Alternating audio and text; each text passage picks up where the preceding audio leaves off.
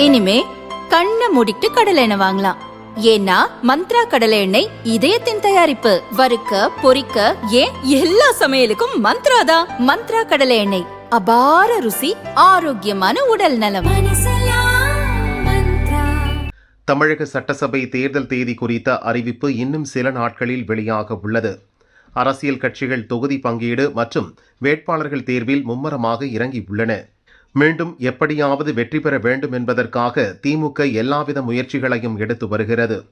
திமுக தலைமையிலான மதச்சார்பற்ற முற்போக்கு கூட்டணியில் காங்கிரஸ், மதிமுக, விசிக, மார்க்சிஸ்ட் கம்யூனிஸ்ட், இந்திய கம்யூனிஸ்ட், இந்திய யூனியன் முஸ்லீம் லீக், மனிதநேய மக்கள் கட்சி, மக்கள் நீதி மய்யம், தமிழக வாழ்வுரிமை கட்சி, கொங்குநாடு மக்கள் தேசிய கட்சி, ஆதித்தமிழர் பேரவை ஆகிய கட்சிகள் இடம்பெற்றிருந்தன. திமுக கூட்டணியில் சமீபத்தில் தேமுதிகவும் சேர்ந்துள்ளது. கூட்டணியை பொறுத்தவரை அதிமுகவை விட பலம் வாய்ந்த கூட்டணியை அமைத்துள்ள திமுக கூட்டணி கட்சிகளுடன் தொகுதி பங்கீடு குறித்த பேச்சுவார்த்தையை நடத்த டி.ஆர். பாலு தலைமையில் குழு அமைத்துள்ளது. இந்த குழுவில் அமைச்சர்கள் நேரு, பெரியசாமி, ஏவ வேலு, எம்.ஆர்.கே. பன்னீர்செல்வம், எம்பிக்கள் திருச்சி சிவா, ஆர். ஆசா மற்றும் ஆர்.எஸ். பாரதி ஆகியோர் இடம்பெற்றுள்ளனர். தொகுதி பங்கீடு பேச்சுவார்த்தைக்கு முதல் கட்சியாக இந்திய யூனியன் முஸ்லீம் லீக் கட்சிக்கு திமுக அழைப்பு விடுத்தது. அக்கட்சி தலைவர் காதர் மொய்தீன் திமுக தலைமை அலுவலகமான அறிவாலயம் சென்று திமுக குழுவுடன் பேச்சு நடத்தினார்.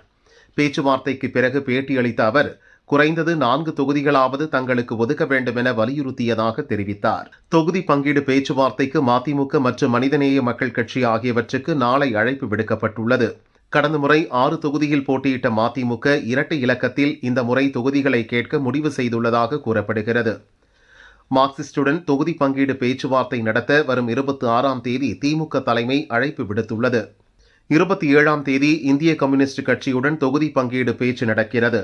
அவர்களும் இந்த முறை இரட்டை இலக்க தொகுதிகளை கேட்க முடிவு செய்துள்ளனர். பேச்சுவார்த்தையின் போது பேசப்பட்ட விவரங்கள், எடுக்கப்பட்ட முடிவுகள் திமுக தலைவர் ஸ்டாலினிடம் சமர்ப்பிக்க வேண்டும்.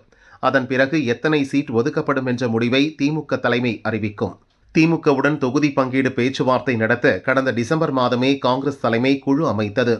எப்போது பேச்சுவார்த்தைக்கு திமுக அழைப்பு விடுக்கும் என 2 மாதத்துக்கு மேலாக காங்கிரஸ் குழு காத்து கிடக்கிறது.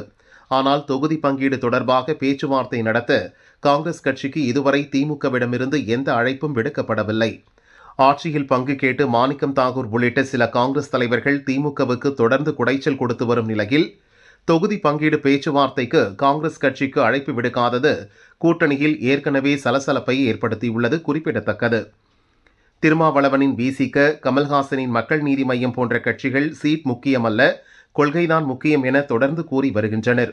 முதல் முறையாக திமுக கூட்டணியில் இணைந்துள்ள தேமுதிக எத்தனை சீட்டில் போட்டியிடும் என்பதை முதல்வர் ஸ்டாலின் முடிவு செய்வார் என பிரேமலதா ஏற்கனவே தெரிவித்தார் என்பது குறிப்பிடத்தக்கது.